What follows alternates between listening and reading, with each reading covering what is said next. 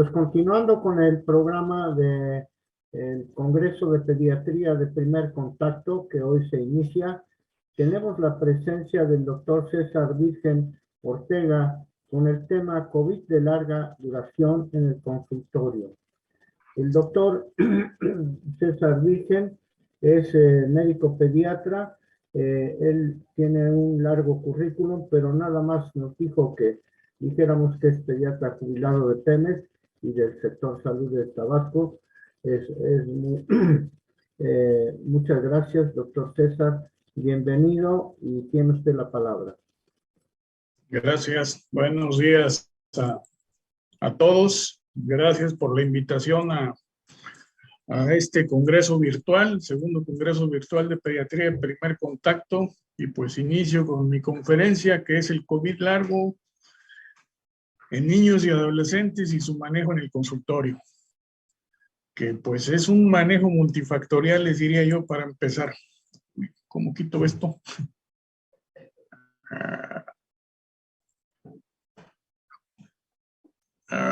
Bueno, hasta julio del año 2022 se han registrado más de 55 millones de casos de COVID-19 en todo el mundo y se han publicado varios estudios en los últimos años que identifican síntomas persistentes en individuos que tenían COVID-19 en diferentes países del mundo sobre la base de una afección emergente.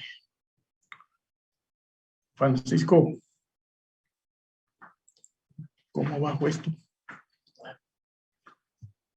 Okay. Casi no me veo.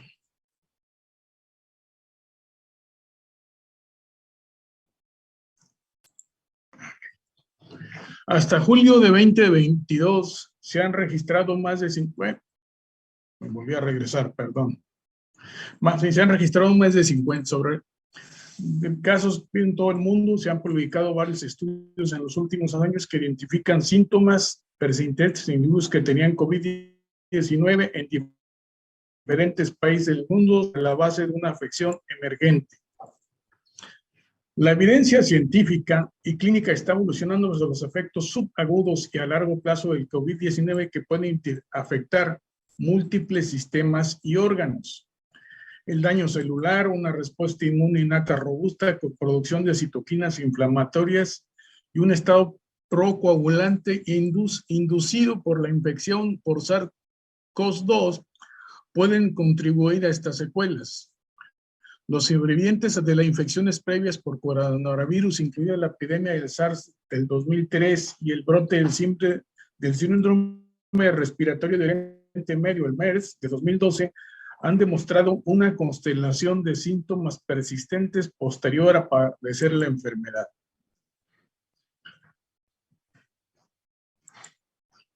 Han pasado más de 2 años desde que se declaró por primera vez la pandemia de la enfermedad por coronavirus 2019.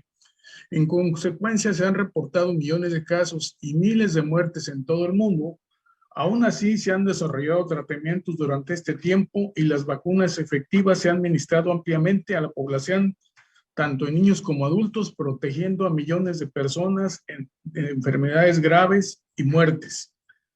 Hasta ahora, el enfoque del COVID se ha dirigido principalmente a la enfermedad aguda. Sin embargo, desde fines del 2020 y principios del 2021, muchas personas experimentan síntomas debilitantes de COVID-19 después de lo que requiere atención médica adicional y seguimiento. Esto es lo que conocemos como COVID largo o long COVID, como lo marca la literatura anglosajona. El COVID-19 grave es menos común en niños que en adultos. Sin embargo, produce al menos 2 consecuencias a largo plazo después de la infección por el coronavirus 2. El síndrome respiratorio agudo grave o SARS-CoV-2 en niños y el síndrome inflamatorio multisistémico, el MIS-C según la literatura americana, el PIN según la literatura latinoamericana y el COVID largo. O sea, el cuadro agudo que nos enfrentamos durante la pandemia desde su inicio fue el SARS-CoV-2, que produjo un problema respiratorio, y el síndrome inflamatorio multisistémico o PIMS. Y actualmente nos estamos enfrentando a una pandemia que se llama COVID larva. Ambas consecuencias pueden aparecer incluso en pacientes asintomáticos. El PIMS es una condición en la que diferentes partes del cuerpo se inflaman, ocurre en menos del 0.01 de niños infectados y requiere apoyo de cuidados intensivos en el 68% de los casos. COVID largo es una condición multisistémica heterogénea para la cual todavía no existe una definición precisa e incluye síntomas y síntomas que persisten, se desarrollan o fluctúan después de la infección por el SARS-CoV-2. ¿Cuáles son las definiciones de COVID largo? El posagudo, con síntomas persistentes y o complicaciones tardías o a largo plazo de la infección por SARS-CoV-2, más allá de las 4 semanas posteriores al inicio de los síntomas. COVID-19 subaguda o sintomática, un curso que incluye anomalías presentes de 4 a 12 semanas después de la COVID aguda, y el síndrome crónico o post-COVID-19, que incluye síntomas y anomalías que persisten o se presentan más allá de las 12 semanas del inicio del COVID-19 agudo y que no son atribuibles a otros diagnósticos alternativos. Este es un punto muy importante que tenemos que tener en cuenta. El diagnóstico de COVID largo es un diagnóstico de exclusión. ¿Cuál es la definición de COVID-19 largo en niños? La condición post-COVID se presenta en niños y jóvenes con antecedentes de infección confirmada por SARS-CoV-2 con al menos un síntoma físico persistente durante un mínimo de 12 semanas después de la prueba inicial que no puede explicarse por un diagnóstico alternativo. ¿Cuál es la prueba inicial que nos dio el diagnóstico? Pues un paciente que tuvo un cuadro clínico, si tuvo PIMS o tuvo neumonía o un cuadro ya más severo o menos severo, pero ya un cuadro florido, pues ya tenemos una PCR positiva, una de las pruebas laterales, como serían las de antígenos, anticuerpos, y luego tiene síntomas que impactan en su funcionamiento diario y pueden continuar o desarrollarse después de la infección por COVID y pueden tener recaídas con el tiempo, pues tenemos ahí el diagnóstico de COVID largo. La prueba positiva de COVID se refiere en esta definición a una prueba de antígeno de grupo lateral o una prueba de PCR o una prueba de anticuerpos. Si nosotros tuvimos un paciente con un COVID, aunque haya sido leve, pero tenemos una prueba positiva y luego presenta síntomas persistentes después de las 12 semanas, tenemos que investigar si no es un COVID largo.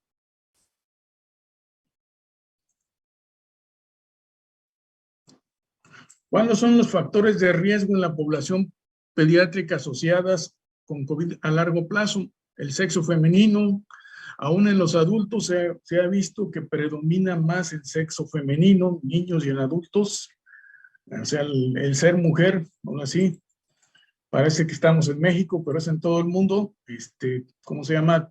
Condiciona en mayor proporción que desarrollen COVID largo. El COVID-19 grave, el sobrepeso, la obesidad, condicionan que puede haber un COVID largo. Las enfermedades alérgicas comórbidas o otras comorbilidades a largo plazo, como pueden ser enfermedades de la colágena, cáncer, tumores y ese tipo.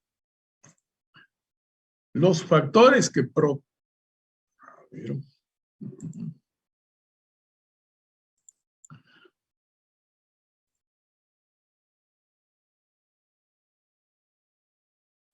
los factores protectores. Esto está muy sensible. Los factores protectores de COVID-19 largo son los factores productores que conocen una gravedad o más leves del COVID-19 y posiblemente también COVID prolongado son menos comorbilidades, fuertes respuestas inmunes del organismo humano o del paciente, expresión reducida de los receptores de la enzima convertidora de angiotensina 2, AC2, que era la vía de entrada o es la vía de entrada del COVID, la función tímica activa, lo que conduce a una mayor presencia y disminución del agotamiento de las células T y una mejor respuesta inmune. Otros factores son protectores, son los factores ambientales o no heredables como las vacunas. Pues todos sabemos que si nos vacunamos vamos a tener una mayor protección para que no nos pase nada.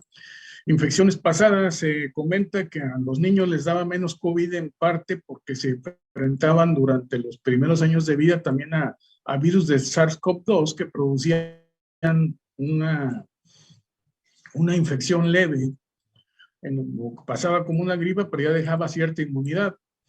La nutrición, una adecuada nutrición y genera un buen microbioma intestinal y una buena respuesta inmune va a favorecer también que tengamos mayores factores protectores.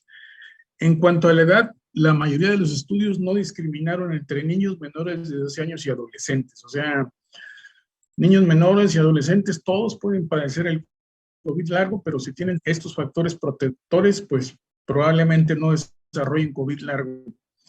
Dado que el riesgo aumenta con la edad, existen la necesidad de estudios que estratifiquen cómo se desarrolla por edades.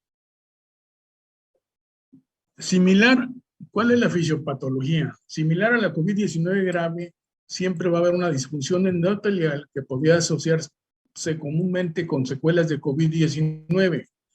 ¿Y cuáles son estas? La disnea persistente se ha asociado con daño pulmonar y deterioro de la función pulmonar del SARS-CoV-2 que se ha detectado en tejidos post-mortem. La fatiga como parte de las secuelas COVID no parece estar asociada con una disfunción autonómica. Las partículas de SARS-CoV-2 también se ha documentado a través de microscopio electrónico en muestras de tejido de pene, lo que sugiere un vínculo entre las secuelas del COVID y la disfunción eréctil. Se dice que aunque todos pensamos que el SARS-CoV-2 era una enfermedad eminentemente de vías aéreas respiratorias y pulmonar, puede invadir el sistema nervioso central. Una de las probables vías de entrada era el nervio olfatorio, alterar la microglia y generar anticuerpos autoinmunes que van a generar tanto el daño agudo como el daño del COVID posterior. Pero toda esa teoría neuroendocrina y neuroinmunológica pues sería motivo de otra conferencia. Y que de acuerdo con el daño vascular observado, la disfunción endotelial detectada por el método estándar de oro, que es la dilatación medida por flujo, el aumento de la respuesta inflamatoria, el estrés oxidativo, las citoquinas proinflamatorias y el deterioro de la función mitocondrial también se han descrito en la fisiopatología de las secuelas del COVID-19. En conclusión, aunque no existen modelos de predicción precisos para quién desarrollará COVID-19 grave o secuelas, los factores de riesgo vascular, de daño vascular han surgido como predictores importantes de esta enfermedad. ¿Cuál es la incidencia del COVID largo? Aunque la frecuencia reportada de afecciones posteriores varía ampliamente en la literatura médica, varios estudios muestran que los síntomas a largo plazo pueden ocurrir en niños y adolescentes. O sea, la edad pediátrica no está exenta de padecer el COVID largo. Un estudio mostró que hasta el 52% de los adultos jóvenes de 16 a 30 años de edad pueden experimentar síntomas residuales a los 6 meses. Un estudio de 129 niños en Italia mostró que el 42.6% de los niños experimentaron al menos un síntoma 60 días después de la infección. Los que tienen muy bien documentados la incidencia de COVID largos es el Reino Unido. La Oficina de Estadísticas Nacionales del Reino Unido estima que el 12.9% de los niños de 2 a 11 años de edad todavía experimentan síntomas 5 semanas después de la infección. Aunque ya siguiendo el proceso a largo plazo, esto puede bajar de un 4 a un 6%. Un estudio de Dinamarca examinó los síntomas persistentes entre 16.836 niños con 16 y 16.620 niños sin infección por SARS-CoV-2. Informaron síntomas que persisten durante más de 4 semanas, aumentó a medida que aumentaba la edad. Entre los niños en edad preescolar más el niño del brazo control del SARS-CoV-2 informaron haber experimentado síntomas persistentes durante más de 4 semanas. A mayor edad de los niños, más probabilidad de que generen síntomas persistentes de COVID. Todos los pacientes que den positivo a una infección por SARS-CoV-2 deben tener al menos una conversación de seguimiento o una visita con su médico de atención primaria. O sea, si nosotros tuvimos un caso de COVID en nuestro consultorio donde trabajemos, pues, aunque haya sido leve, tenemos que hacerle una visita de seguimiento. Pues, cuando empezó la pandemia difícilmente te visitaban, pero podemos hacer una visita pues, que debe ser confiable y que la fuente de información sea el paciente y la familia, y incluir información sobre la infección asintomática o la enfermedad COVID-19 y sus secuelas, porque aunque la infección haya sido asintomática, puede generar COVID largo. Entonces, debido a la amplia gama de manifestaciones posteriores a COVID, es necesario un diálogo condicionado para monitorear los síntomas residuales, explorar el desarrollo de nuevos síntomas y ayudar a guiar en el regreso a la actividad, por ejemplo, deportes, escuela, campamento, empleo. O sea, todo niño que nosotros hayamos visto al principio de la pandemia que no se podían citar, pues le podías dar una consulta telefónica o una consulta por telemedicina para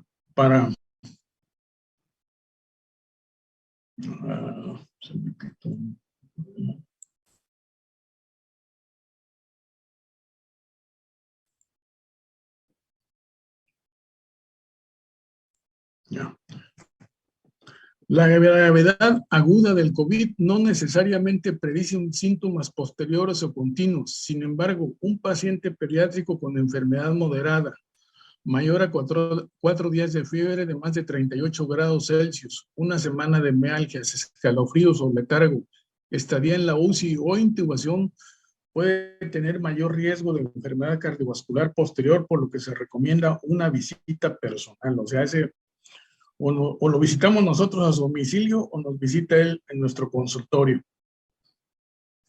Para los niños con COVID-19 asintomáticos o leve que tienen menos de 38 centígrados de temperatura, menos de una semana de mialgias, escalofríos y letargo, se recomienda una visita de seguimiento por teléfono o una visita por video.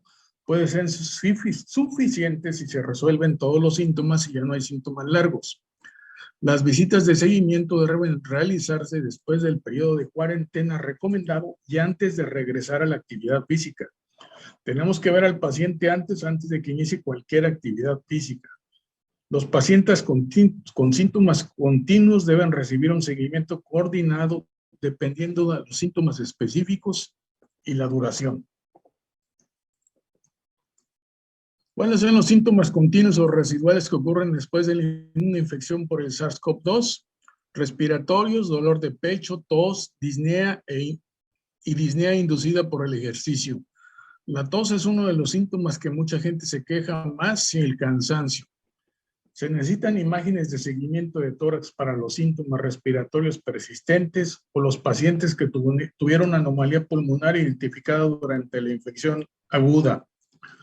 Los niños de 6 o más años que tienen síntomas persistentes deben someterse a pruebas de función pulmonar para cualquier paciente con disnea persistente inducida por el ejercicio después de la evaluación cardiopulmonar inicial, incluida la evaluación de la enfermedad tromboembólica y la enfermedad cardíaca. Se puede realizar pruebas de ejercicio cardiopulmonar para evaluar el condicionamiento o la limitación pulmonar o el bajo gasto cardíaco por estrés.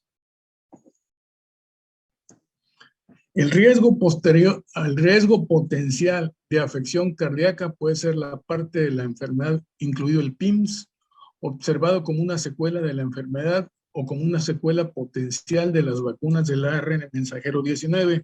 Acuérdense que se han reportado aislados casos, aunque en niños han sido mínimos, de miocarditis postvacunal con las vacunas de ARN mensajero. Los síntomas comunes de presentación de miocarditis pueden incluir dolor de pecho, dificultad para respirar, así como arritmias y fatiga.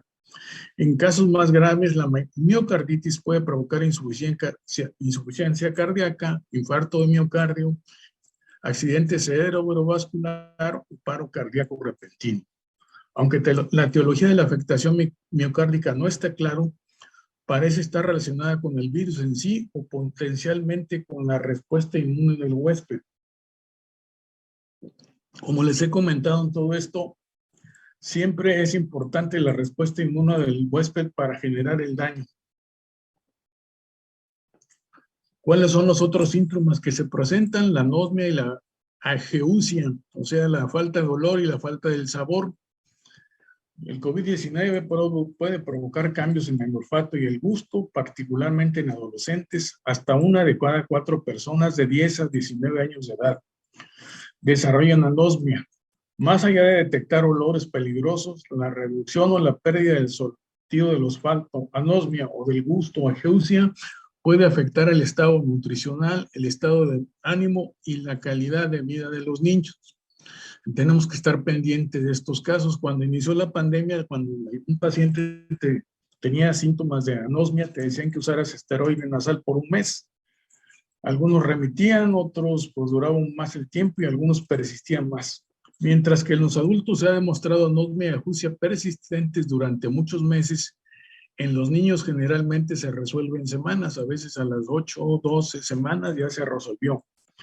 Cuando persiste la anosmia, justifica una evaluación adicional con optimización de la nutrición, pruebas olfativas y potencialmente entrenamiento olfativo.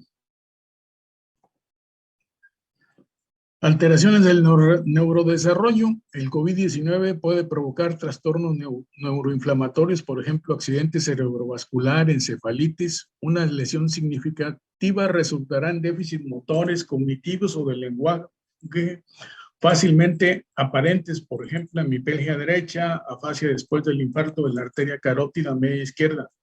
Sin embargo, también son posibles secuelas más sutiles del neurodesarrollo que afectan la función diaria óptima. Los síntomas persistentes requieren la derivación a un neurólogo del desarrollo neurológico, pediatra del desarrollo y del comportamiento, neuropsicólogo, patólogo del habla y el lenguaje, psicólogo y o terapeutas físicos y ocupacionales. Como les digo, esto es un manejo multidisciplinario cuando nos enfrentamos a un caso de estos. Este es lo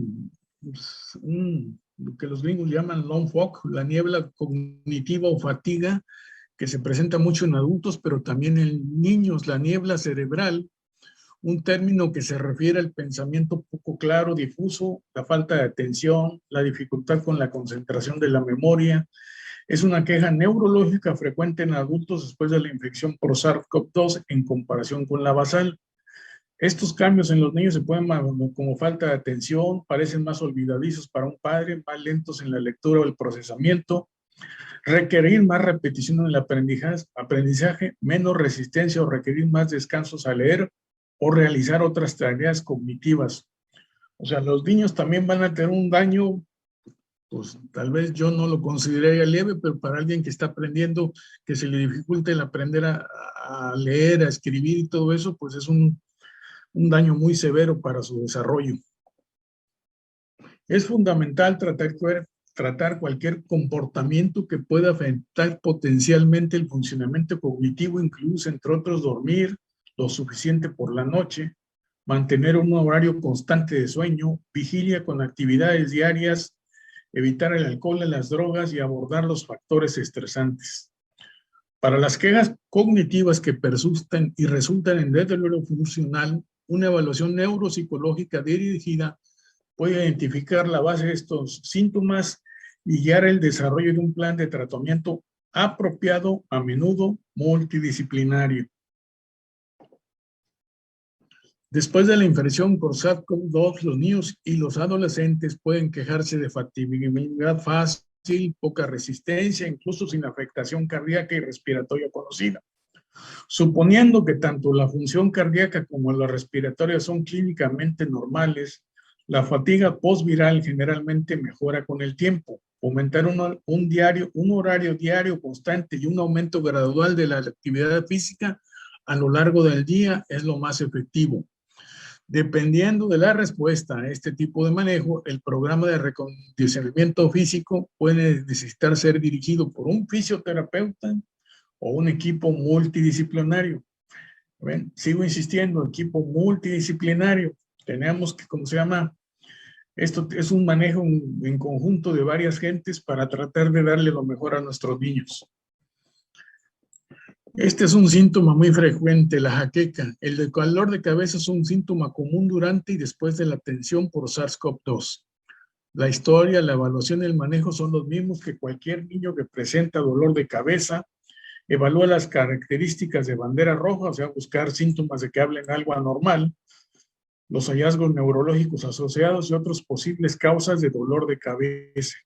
Las causas de dolor de cabeza post-COVID-19 pueden estar relacionadas con factores situacionales como el cambio de rutina, el uso excesivo de medicamentos, el aislamiento social, los cambios en la higiene del sueño, la mala hidratación o nutrición, la falta de ejercicio aeróbico y otros factores estresantes.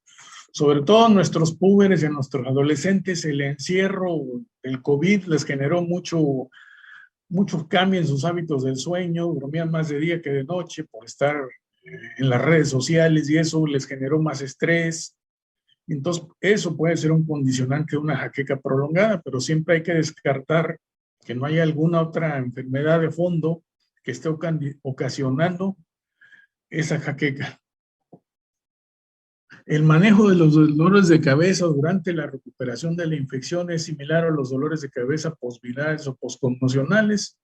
Los factores de vida, estilo de vida generalmente se abordan primero, sin embargo, si los síntomas de dolor de cabeza son lo suficientemente graves como para impedir la recuperación, es posible que sea necesario iniciar la medicación preventiva. O sea, por lo regular, pues a la vez con un analgésico común y corriente controlemos esto, pero si persiste, iniciamos medicación preventiva y vemos que no mejora, pues sí tendríamos que pedir ayuda de un neurólogo pediatra, o un neurocirujano pediatra, o ya irnos a estudios de más profundidad. ¿Y cuáles son las secuelas de la salud mental y la salud conductual? Los pediatras deben ser conscientes del impacto de los trastornos del estrés y la adaptación al diagnosticar y manejar nuevos síntomas en niños que han experimentado COVID-19. Después de la infección por SARS-CoV-2, las secuelas de salud mental son muy comunes y probablemente multifactoriales.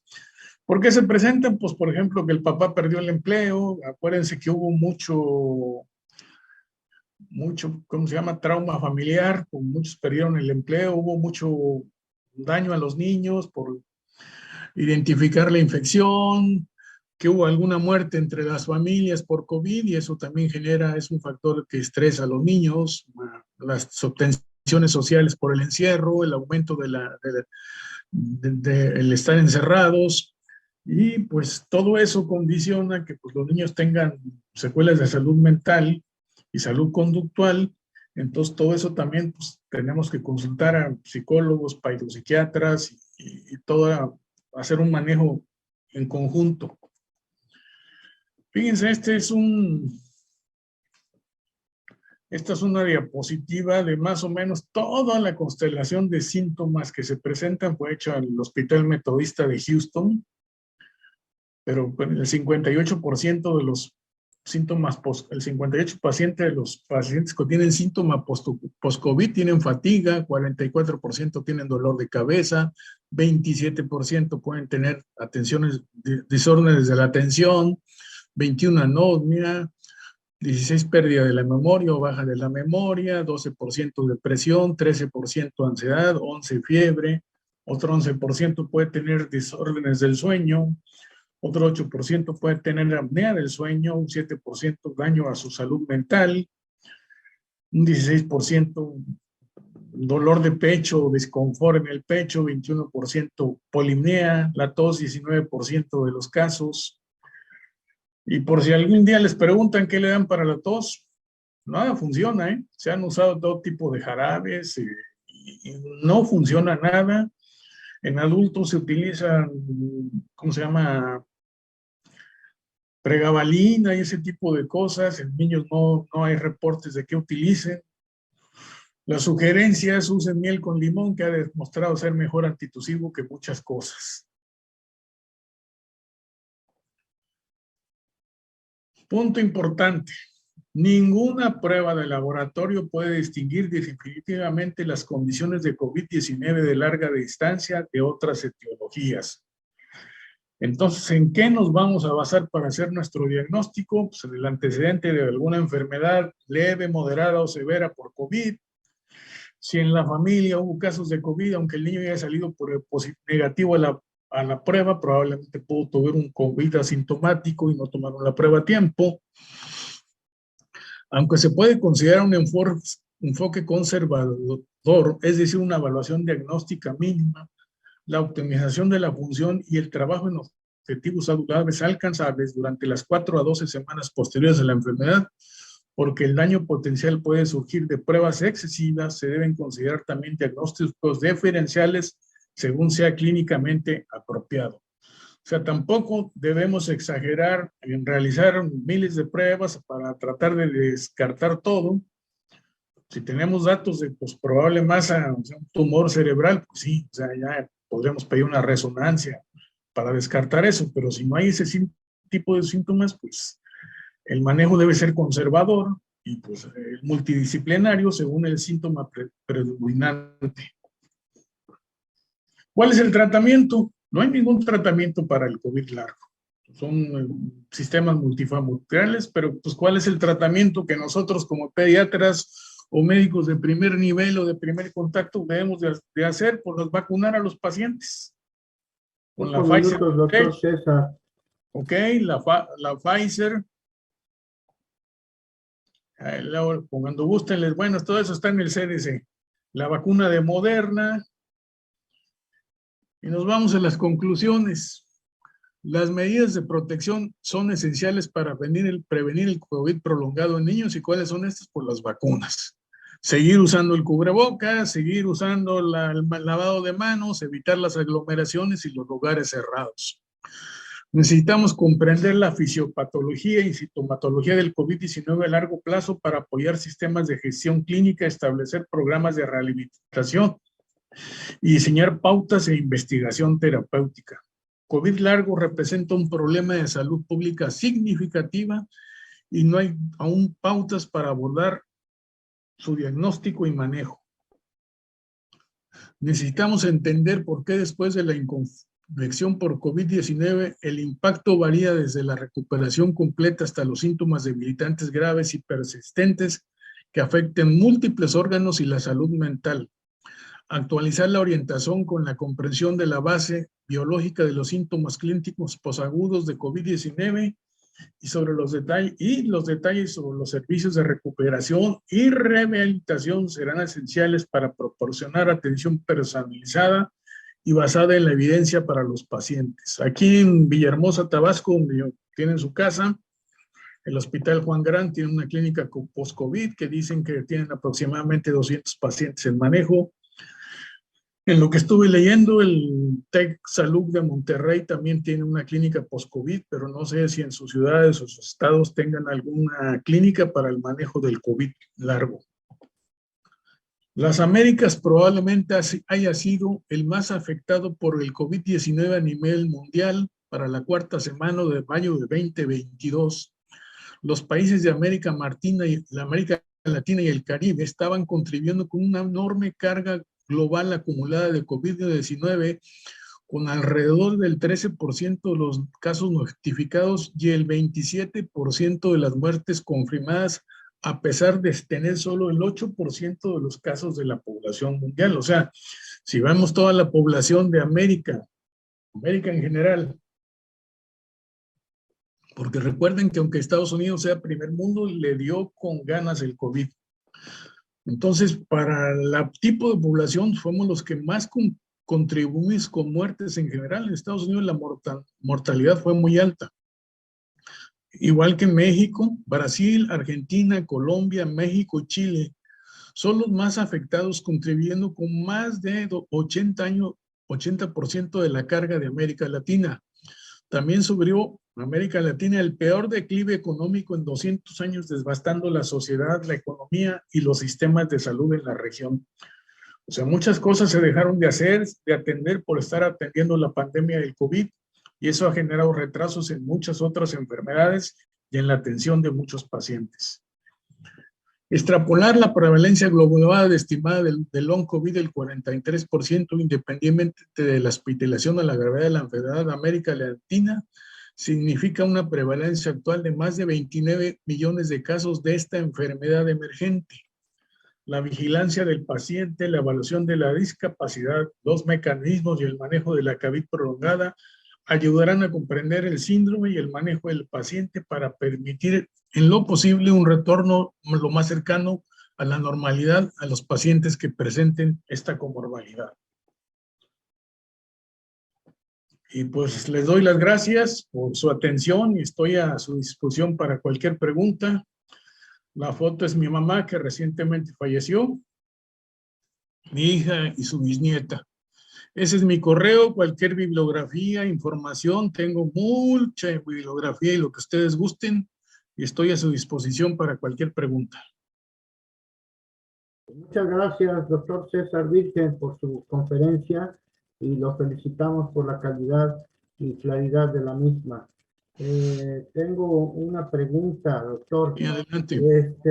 En cuanto al long COVID, ¿es más frecuente en el adulto con comorbilidad o en el adulto sano? ¿Y qué tan frecuente es en el niño? En el adulto con comorbilidades es más frecuente, pero se puede presentar en los dos. Pero la relación viene siendo más alta en el paciente que tuvo comorbilidades y el que tuvo un cuadro de moderado a severo. En los niños se puede presentar en todos, pero si tuvieron, por ejemplo, el síndrome multiinflamatorio sistémico, van a tener secuelas cardíacas probablemente. Y los que tuvieron un cuadro de infección pulmonar que meritaron hospitalización, oxígeno o ventilación, también es más probable que desarrollen COVID prolongado. Y pero se puede presentar aún en un paciente que hayan tenido un COVID asintomático. ¿Cuáles van a ser los síntomas? No lo sabemos porque todavía no hay. Aproximadamente, es que cada país maneja estadísticas diferentes, o sea, los que lo tienen más estadificado son los ingleses, ya hablan entre un 6 y 8% en niños, entre niños y adolescentes. Entre mayor edad, más secuelas, o sea, de 12 a 18 años son los que presentan más COVID prolongado y disminuye con la edad, pero al final todos lo pueden presentar. Y como les comentaba, el manejo es siempre multifactorial. No pensemos que yo en mi consultorio voy a resolver todo. Necesitamos, dependiendo de los síntomas, ayuda de expertos en neurodesarrollo, neurólogos, neuropsiquiatras, psicólogos, expertos en educación, muchas cosas. Entonces, esa es la situación. Tomando en cuenta que en nuestro país la vacunación fue tardía en niños, bueno, también hasta en adultos, ¿no? Comparativamente, ¿qué relación tiene el long COVID en niños de nuestro país con el long COVID en los países desarrollados? No encontré ninguna estadística mexicana. Todas las que encontré son de Italia, Dinamarca, Holanda. Hay un estudio publicado por una Perspectives hace 2 meses, en agosto. Escriben 2 doctoras del TEC de Monterrey, TEC Salud, pero no encontré ninguna que te pudiera una estadística mexicana. No te diría que nos podemos comparar con Estados Unidos porque, bueno, tal vez la tasa de incidencia ya fue muy elevada, pero no tenemos estadísticas mexicanas. Te digo, aquí en adultos, el hospital que maneja adultos dicen que tienen 200 pacientes con long COVID, pero son adultos. Niños no encontré ninguna estadística mexicana y las busqué, pero no hay. Y no sabría decirte cuál es, pero sí me he enfrentado a pacientes con anosmia, disgeusia, algunos con dolor de cabeza persistente y el cansancio. Pero pues los tenemos que manejar con varias gentes, pero es un manejo multifactorial que no es fácil y que tenemos que pues aprender a diagnosticar, sobre todo primero que tienen COVID largo, que como les digo es un diagnóstico de exclusión, y luego ya proceder a lo demás. Pues muchas gracias nuevamente, doctor César Virgen, por su ¿De qué? conferencia y Gracias. pasaremos a la siguiente plática de esta Vale. mañana. Gracias por la invitación. Buenos días a todos. Gracias, César. Muchas gracias. Hasta luego. Buenos días.